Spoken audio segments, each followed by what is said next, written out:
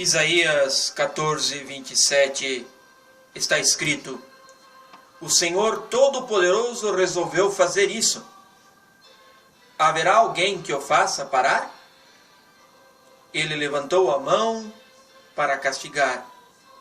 Haverá quem a faça baixar? Em Romanos 8, 31, o apóstolo Paulo escreve: se Deus está do nosso lado, quem poderá nos vencer?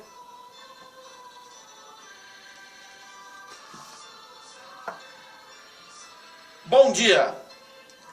Bom dia a você, meu irmão, minha irmã, evangélico de confissão luterana. Bom dia a você, meu irmão, minha irmã, de outra denominação cristã aqui do Vale do Rio do Peixe. Bom dia a você, meu irmão, minha irmã, de outra confissão religiosa.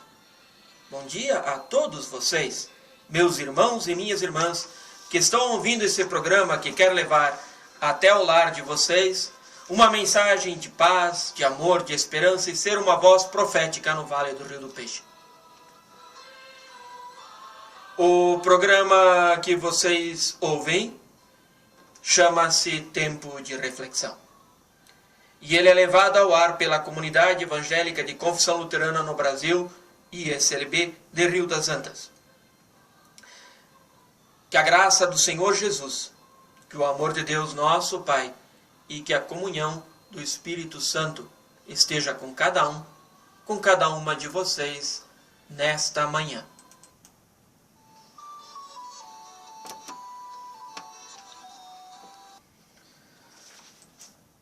Meus irmãos e minhas irmãs, eu já sou pastor na ISLB desde 1992. E sabe, eu tenho visto na ISLB muitos presbíteros, diretorias, lideranças que têm testemunhado a respeito do valor que a comunidade, que a vida em comunidade, que a vida de fé tem para suas vidas. Sabe, a vida cristã, a vida de qualquer cristão, de qualquer denominação, está ancorada na importância que as pessoas depositam na palavra de Deus. E na leitura da palavra, no trabalho da palavra. E como pastor eu tenho visto muitas pessoas cativadas pela graça de Deus, que dedicam tempo e recursos financeiros, dinheiro, para edificar vidas na comunhão com Deus. Tenho visto pessoas que se envolvem na comunidade, que ocupam postos comunitários que são fundamentais para a existência da comunidade e também fundamentais para serem testemunhas fiéis de Jesus Cristo nesse mundo. Sobre a importância da palavra na vida, eu quero começar contando uma pequena história. Essa história não é minha. Essa é uma parábola escrita por um cristão árabe chamado Khalil Gibran. No livro O Peregrino, ele conta essa história. Conta-se que numa vila, em meio às montanhas, vivia um homem que possuía uma escultura. É uma obra de arte. Mas essa escultura estava jogada do lado da entrada da sua casa, de qualquer jeito, caída no chão, suja, descuidada. Os moradores da vila e o dono da escultura não valorizavam muito, não. Um dia passou pela vila um homem da cidade grande, passou por aquela região e prestou atenção naquela escultura caída no meio de um terreno quase baldio. Perguntou aos homens, aos moradores da vila, de quem era aquela escultura. Com indiferença, com um sorriso de deboche, informaram o nome do proprietário daquela pedra sem valor. O viajante procurou o dono da escultura e perguntou se ele queria vender a escultura. O dono da escultura, sorrindo com um sorriso amarelo, retrucou ao viajante: mas quem é que vai querer comprar esse pedaço de pedra sem brilho, sujo, sem valor? O homem da cidade insistiu e respondeu: olha, eu te dou uma moeda de prata por essa escultura. O dono da escultura ficou surpreso e feliz, achando que tinha feito o melhor negócio da sua vida. E a estátua, então, a escultura foi levada para a cidade. E o viajante limpou a escultura, cuidou dela, tirou as cracas, o limo, o musgo que tinha se acumulado durante os anos, lustrou, poliu e colocou num lugar de destaque. Alguns meses depois, alguns moradores da vila e o antigo dono da escultura foram à cidade, como sempre se faz, resolver negócios, ir para o banco, para a agropecuária. Quando eles caminhavam pelas ruas da cidade, viram uma multidão diante de uma praça e de um prédio.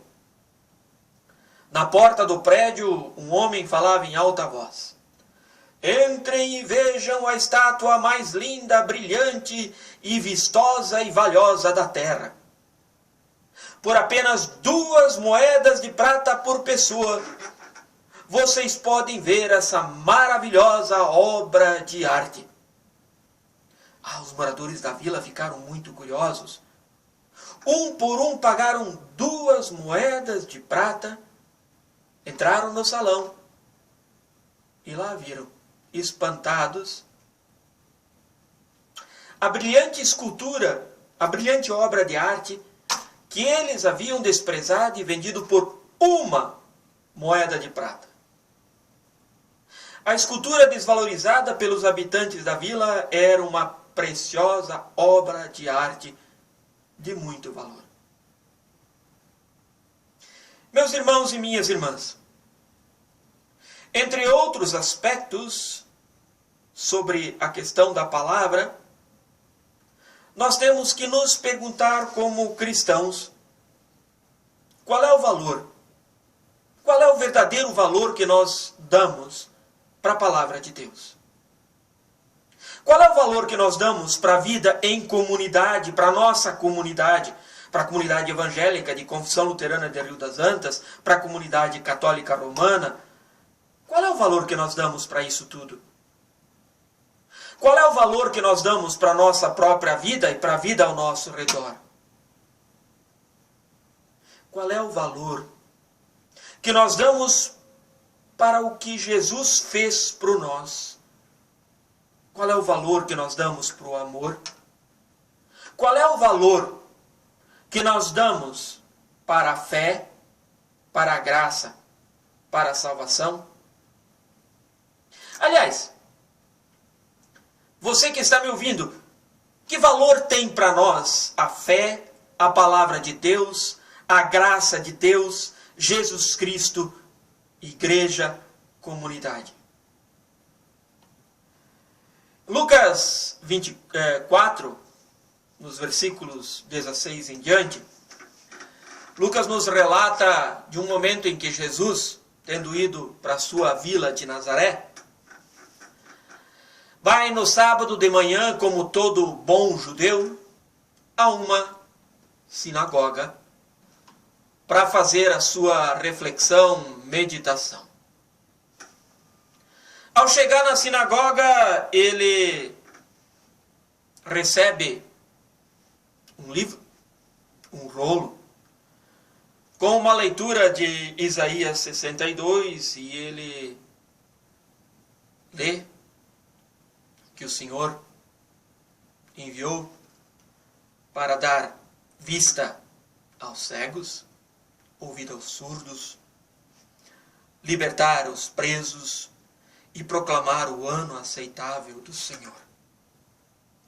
Então ele fecha o livro e devolve para o assistente e diz: hoje esta palavra se cumpriu. O povo na sinagoga fica admirado com o que Jesus tinha dito e com as palavras que Jesus tinha falado e começam a comentar de cá e de lá. De repente alguém diz: mas vem cá, esse cara que está falando aí não é o filho do José, o carpinteiro? Nós não vimos ele correndo pelo meio das ruas? Ah, homem, cura-te a ti mesmo. E Jesus retruca. Vocês podem dizer, médico, cura-te a ti mesmo? Vocês podem dizer, faça entre nós os milagres e sinais que fizeste em Cafarnaum? Mas eu vos digo que santo de casa não faz milagre. Havia muitas viúvas no tempo de Elias, mas ele foi enviado para uma viúva estrangeira, não crente, em Sarepta. Havia muitos leprosos em Jerusalém, em Israel, na época do profeta Eliseu, mas ele foi enviado para curar um leproso Ciro, que não acreditava no Deus de Israel, um estrangeiro. O povo fica irritado com Jesus e leva ele para fora da sinagoga. Queria até matar ele, jogar ele do precipício. Mas Jesus simplesmente dá a meia volta e sai pelo meio da multidão e vai embora. Sabe, a clareza com que Jesus lê e explica as palavras da Escritura, a palavra de Deus lida com seriedade, tira as pessoas da neutralidade, da indiferença. A promessa das Escrituras não é algo para ser lido no domingo de manhã, no culto, na missa, e esquecer. Não é algo distante, não. A promessa de Deus se cumpriu em Jesus. Ele mesmo disse, hoje se cumpriu o que está escrito. Deus está salvando, Deus está presente, o tempo da graça chegou. No começo, Jesus é aclamado com elogios e admiração. Nota 10 com louvor para Jesus. Suas palavras são agradáveis, sua maneira de falar encanta. Sinagoga pergunta, mas ele não é o filho de José? O clima para Jesus não é só de acolhida, mas também de rejeição. Confiança, desconfiança. Se nós pararmos para pensar, são duas faces de uma mesma moeda. Jesus percebe a desconfiança do povo. O povo que pergunta se Jesus é de fato filho de Deus. Então ele não pode ter problemas humanos, pode? Se nós somos povo escolhido de Deus, então nós estamos imunes a problemas, sofrimentos e frustrações. Se nós temos fé e pertencemos à igreja, então nós não podemos ter problemas financeiros. É interessante que isso era o que o povo pensava lá em Nazaré e muita gente pensa assim ainda hoje. Pastores pregam desse jeito. Mas eu não sei onde você acha isso na palavra de Deus. Essa palavra, na verdade, a gente encontra essa oferta uma única vez, quando o diabo tenta Jesus em Mateus 11. Sabe, muitas pessoas leem a palavra à espera de que Jesus seja um guarda-chuva, uma proteção infalível contra doenças, dores e frustrações. Outros buscam a igreja e a palavra, esperando que Jesus enriqueça quem diz crer nele. E aí a gente vê os decalques pregados atrás dos carros, dizendo, dado por Deus. Meus irmãos e minhas irmãs, eu garanto que não é assim. Jesus, vida de fé, vida de igreja, não é vacina contra males e doenças. A diferença fundamental é que doenças, males, dores, frustrações existem com ou sem Jesus. Quando existem sem Jesus, a gente perde as bases, a gente fica perdido. Quando existe com Jesus, a gente passa por problemas, dificuldades, doenças, carregados por Jesus que já os venceu. Ademais, quando a gente vê essa história de Jesus em Lucas 4, O povo pensa, nós sabemos o que você fez em Cafarnaum, faça as mesmas coisas aqui na sua própria cidade. Jesus tem sensibilidade para o que o povo pensa. E ele, nas afirmações, não diz nem que sim, nem que não. Antes, explica a história profética sobre milagres e coisas que o povo espera que Deus faça e conclui: nenhum profeta é bem recebido na sua própria terra. Nenhum profeta é valorizado na sua própria terra. A exemplo da valiosa escultura da parábola de Khalil Gibran, a gente não valoriza a palavra de Deus. O que diz Jesus ao povo de Israel? Ora, Deus enviou Elias a uma viúva que morava em Sarepta, perto de Sidom, apesar de que havia muitas viúvas necessitadas em Israel. Elias foi enviado para uma viúva empobrecida, estrangeira, com filho doente. Meus irmãos e minhas irmãs, solidariedade, fé, compromisso, são pontos significativos na atividade de fé, na atividade da igreja. Jesus fala mais, no tempo do profeta Eliseu, somente o leproso Naamã, o sírio, foi curado, apesar de que havia em Israel muitos leprosos. Um estrangeiro recebeu a graça através do profeta Eliseu. Em ambas situações, não são ostentados atos miraculosos, não são anunciados milagres de cura na porta da igreja, não tem show de cura, não tem ato mágico de fazer chover, apesar de que o clima era propício. São valorizados atos cotidianos, pequenos, diante de enormes problemas de doença, fome e seca. Deus se deixa sensibilizar pelas necessidades humanas.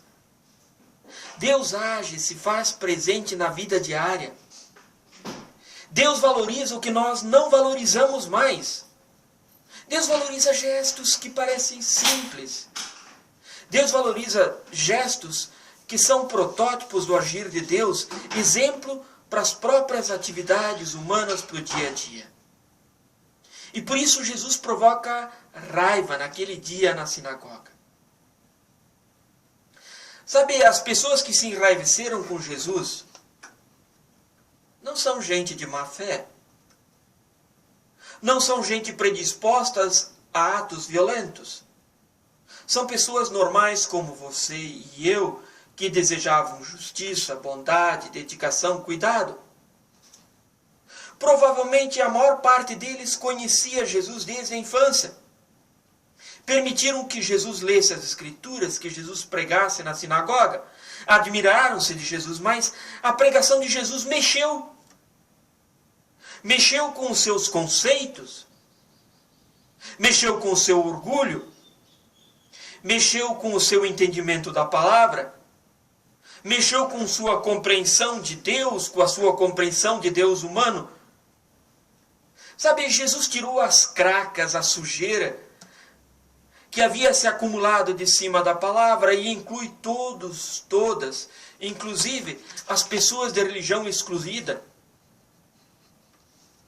A leitura bíblica, a religião bíblica, a explicação de Jesus foram tão simples e claras que o povo não gostou. Não aguentaram o fato de Jesus dizer que Deus ama a todos, incluindo as pessoas que, segundo a tradição do povo de Judá, de Nazaré, da sinagoga, pessoas que não mereciam o cuidado da parte de Deus, do Deus de Israel, estrangeiros, não crentes, viúvas, pobres, prostitutas. Jesus coloca todas as pessoas como alvo do agir de Deus. E é claro, por causa disso, Jesus coloca todas as pessoas como alvo do agir humano. Jesus diz para a gente bem claro que nós não devemos desprezar, não devemos ignorar, não devemos separar, mas devemos amar. amar em palavras, amar em ações. E naquele sábado de manhã, na sinagoga onde Jesus estava, as pessoas ficaram irritadas com ele. Decidiram arrastar ele para fora, levar ele para fora da sinagoga, da cidade, para o alto do monte, para jogar ele dali para baixo. É estranho que, em tão poucos versículos, o grupo elogia, se encanta com as palavras de Jesus, mas poucos minutos depois, esse mesmo grupo se deixa tomar pela ira e condena Jesus à morte. Mas aí vem a surpresa de Deus. Jesus simplesmente passou pelo meio da multidão e foi embora. O grupo que arrasta Jesus para fora, para o monte, vê Jesus se ausentar no meio da multidão curiosa, que olha para as costas de Jesus indo embora, sem desviar os olhos. E Jesus vai. Não deixa de ser surpreendente o fato de Jesus não ter sido morto nesse momento, mas também não deixa de ser preocupante o fato de Jesus ir embora. Enquanto todos, carrascos, simpatizantes, indiferentes, curiosos, parentes, olham para ele em silêncio. Foi embora como alguém sem valor, sem importância, desprezível, dispensável para aquela multidão. Eu comecei falando do valor que as pessoas atribuem à palavra de Deus, que atribuem à comunidade a qual eles pertencem, atribuem à igreja. Sabe, meus irmãos e minhas irmãs, nós valorizamos as coisas quando estamos sendo cativados por elas. Assumimos compromisso, seja de liderança, de trabalho com crianças, com juventude, na diretoria, quando a comunidade, a palavra de Deus, a fé, a igreja tem algum significado para a gente. E a palavra de Deus, a igreja, a comunidade tem significado para a gente quando faz parte do nosso projeto de vida. Quando incluímos isso no projeto que nós temos para a nossa vida. O projeto de vida é legitimado pelas pessoas quando ele é direcionado na afetividade e na razão humana. Vida e salvação a gente sente, mas a gente também pensa e reflete. Afetividade e racionalidade estão juntas. São como dois trilhos de trem sobre os quais anda o trem.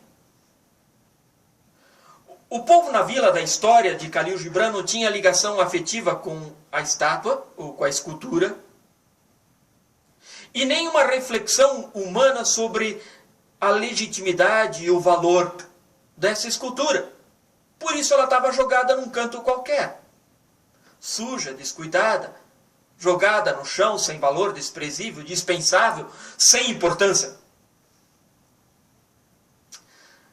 Jesus, quando faz a leitura bíblica na sinagoga, ele valoriza a palavra. Ele pega a palavra e puxa para o meio das pessoas. Ele limpa a sujeira colocada pela ação humana, pela tradição, pelos entendimentos de eleição. Ele levanta essa palavra, cuida bem dela, devolve o brilho. Brilho esse, quando ele diz, hoje se cumpriu o que dizem as Escrituras. O que dizem as Escrituras? O Senhor me deu o seu Espírito. Ele me escolheu para levar boas notícias aos pobres. Ele me enviou para anunciar liberdade aos presos, para dar vista aos cegos, para libertar os que estão sendo oprimidos e anunciar que chegou o tempo em que Deus vai salvar o seu povo. Evangelho de Lucas, capítulo 4, versos 18 e 19. Meus irmãos e minhas irmãs que estão me ouvindo, eu preciso dizer para vocês.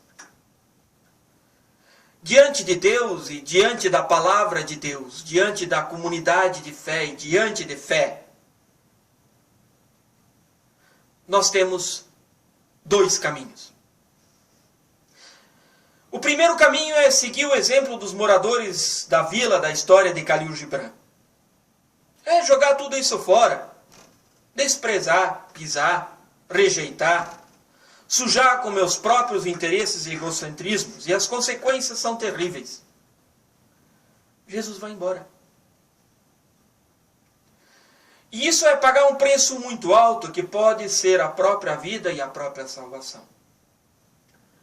O segundo caminho é estar atento à palavra de Deus, a exemplo do viajante.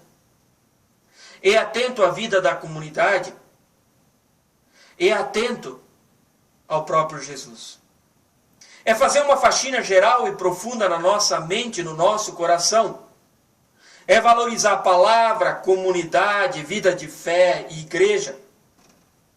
É limpar dela o nosso egoísmo e egocentrismo humano.